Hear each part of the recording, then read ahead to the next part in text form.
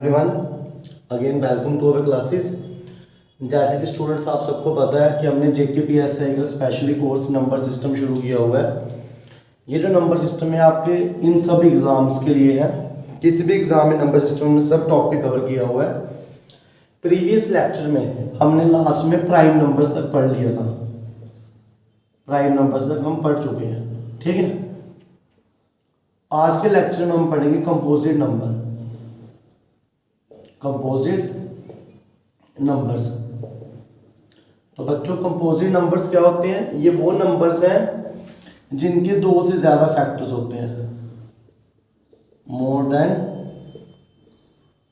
Two factors, जिसके factor दो से ज्यादा होते हैं, ठीक है। एग्जाम्पल मैं आपको बता देता हूं। 4। अब ये क्यों है कंपोजिट नंबर? क्योंकि इसके फैक्टर्स हैं 2, 2 और 1, दो से ज्यादा, 3 फैक्टर्स हैं। क्या 5 कंपोजिट नंबर है? 5 कंपोजिट नंबर नहीं है, क्योंकि इसके दो ही फैक्टर हैं, 5 और 1। क्या 6 कंपोजिट नंबर है? बिल्कुल है, 2, 3, 1, 3 कंपोजिट फैक्टर, 3 फैक्टर्स हैं, तो ये भी क्या है? कंपोजिट नंबर है। 7 नहीं है, 8 है, बिल्कुल है, 2, 4, 1। यहाँ पे इसको ऐसे लिख सकते हो 2, 2, 2, 1। तो ये सब क्या है? Composite number. तो कंपोजिट नंबर कौन कौन से हुए इनमें? 4, 6, 8, फिर आगे 10 और 9 भी आएगा, ठीक है, 10 भी आएगा, सो ऑन। ये कंपोजिट नंबर है। अब बात आती है इनसे पहले वाले नंबर्स। इनके पहले वाले नंबर बच्चों कौन से? एक 1 है, एक 2 है और एक 3 है। आपको पता है 2 के दो ही फैक्टर है, तो ये प्राइम नंबर है, तो ये कंपोजिट नहीं हुआ।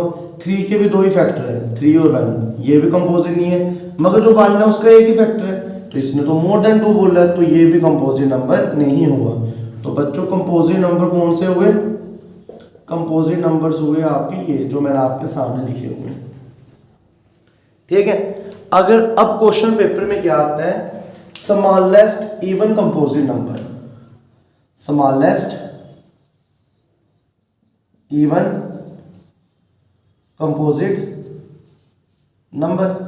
तो स्मॉलेस्ट इवन कंपोजिट नंबर कौन सा हुआ? आप बोलोगे 4। एक ये बड़ी बात पूछा जाता है, और एक और कंसेप्ट पूछा जाता है, क्या जो 1 है उसके बारे में आप क्या बोलोगे? तो आप बोलोगे जो 1 है वो नाइदर प्राइम नंबर है, क्योंकि प्रीवियस लेक्चर में आपको बताया था प्राइम नंबर वो होते हैं इसके दो फैक्टर्स हो, तो इसका तो एक ही फैक्टर है। Neither prime number nor composite number. तो ये दो चीजें इंपॉर्टेंट है, ये आपको अपने नोट्स पे नोट कर लेनी है।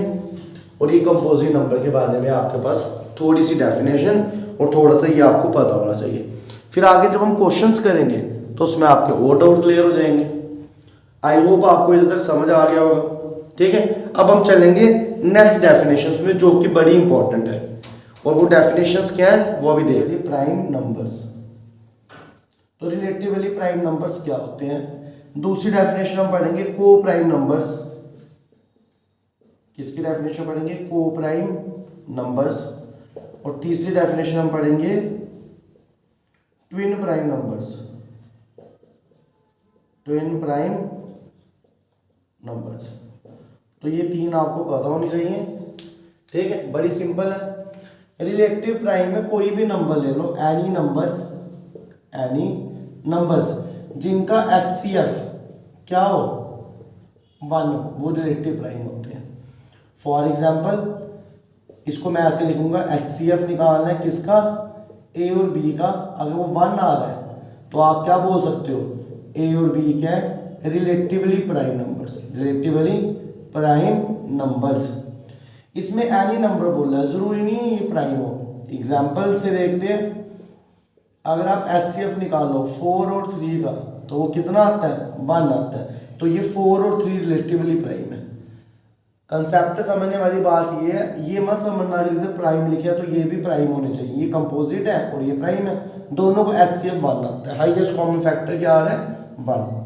अब किसी को अगर डाउट आ रहा होगा तो वो 4 को लिख सकते हो 2, 2, 1, 3 को लिख सकते हो 3 और 1, तो कॉमन कौन है? 1, इसलिए हाईएस्ट कॉमन फैक्टर क्या है? 1।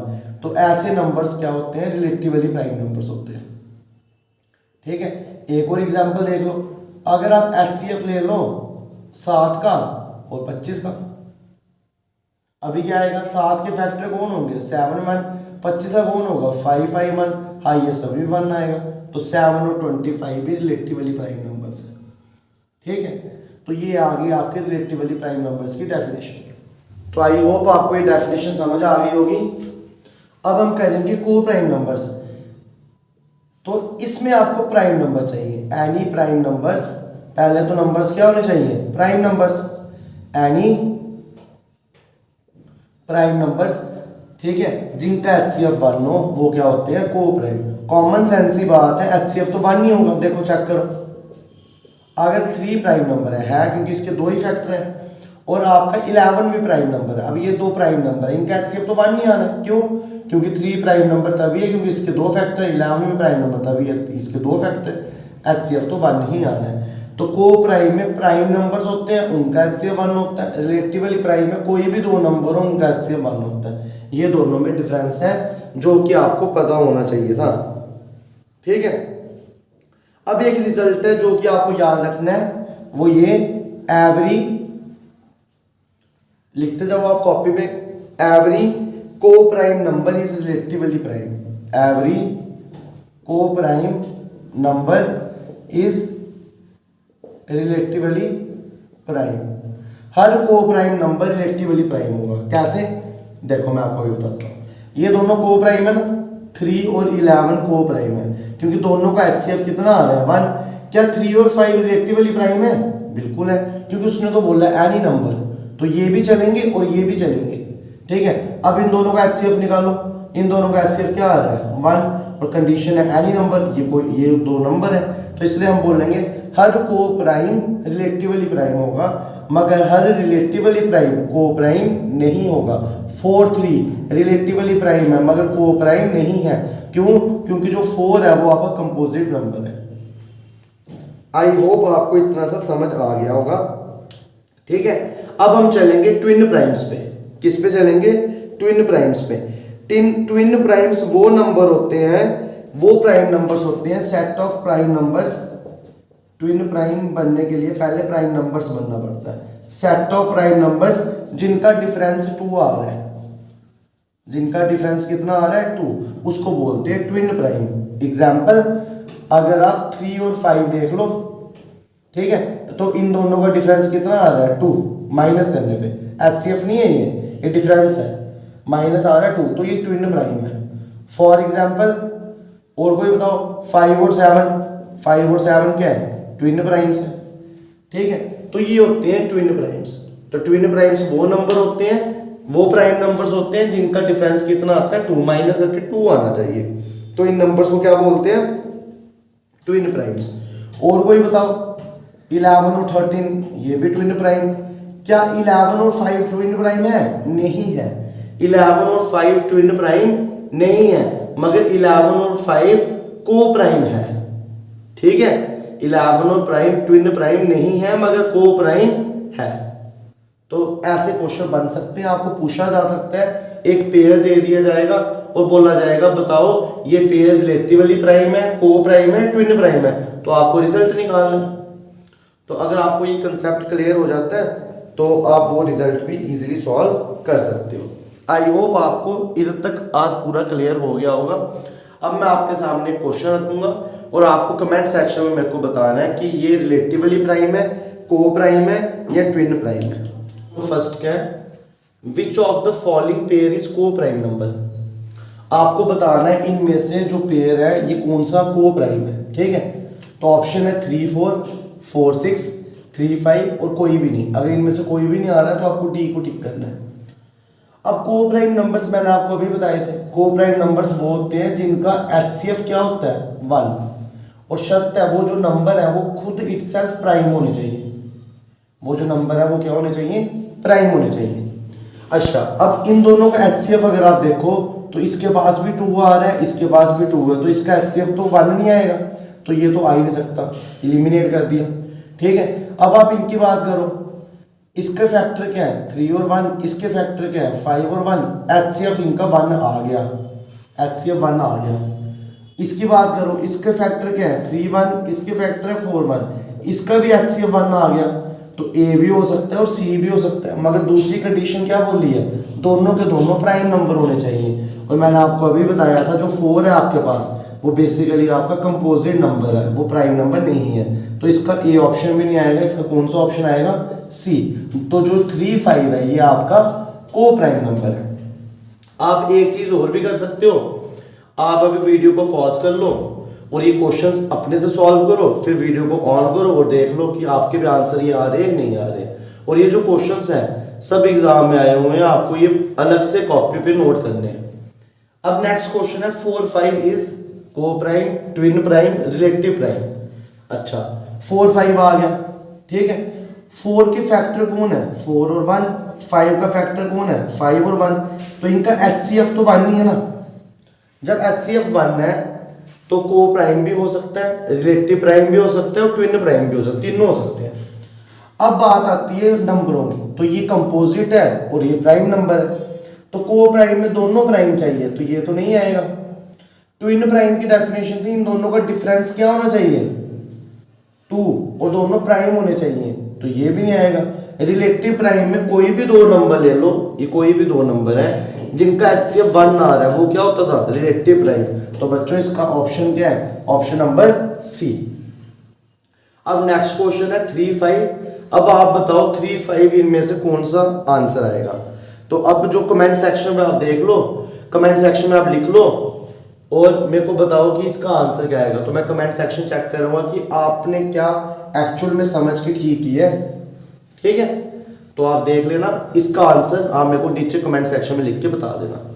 तो ये हो गया आपके को prime, relative prime, twin prime और उनके ऊपर कुछ MCQ, 2-3 MCQ और 2-3 मैंने आपको इंपॉर्टेंट रिजल्ट बताए हैं, ठीक है।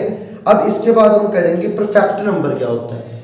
ये कुछ ऐसी चीजें हैं जो शायद आपने नहीं सुनी होंगी, परफेक्ट नंबर, क्योंकि जो जब हम ये पढ़ते हैं तो हमें को प्राइम तक ही पढ़ाया जाता है। तो अब नेक्स्ट हम पढ़ेंगे परफेक्ट नंबर क्या होता है, ठीक है। तो आई होप आपको इधर तक लेक्चर समझ आया होगा। तो अब हम चलते हैं किसके ऊपर, परफेक्ट नंबर्स के ऊपर।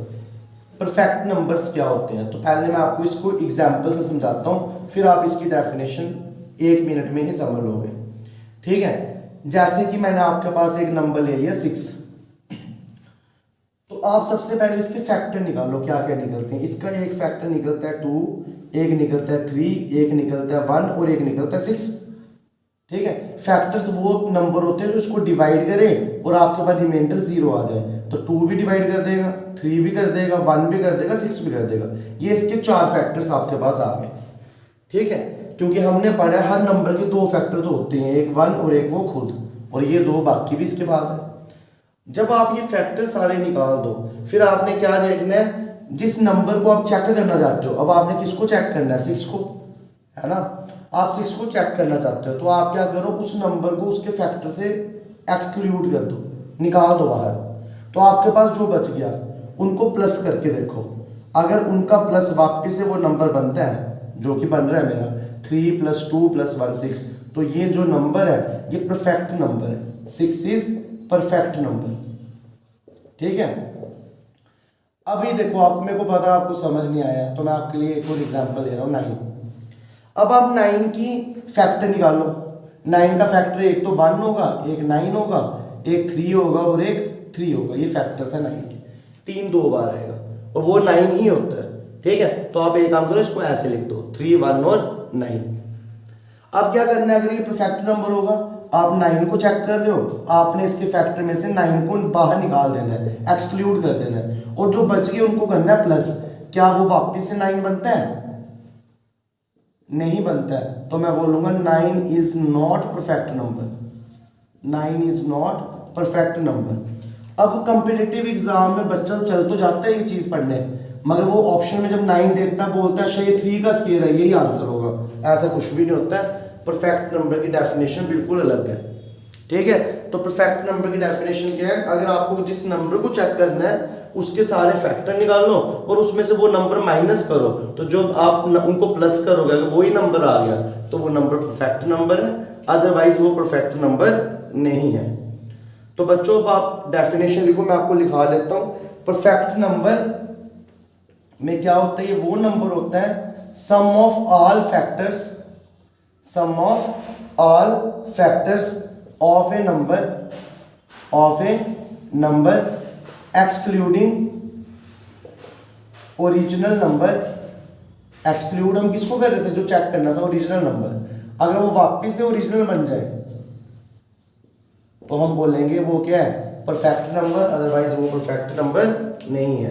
क्या मीनिंग है, सम ऑफ ऑल फैक्टर्स। तो ये देखो मैंने इसके जितने भी फैक्टर हैं उनका क्या किया, सम किया, ठीक है।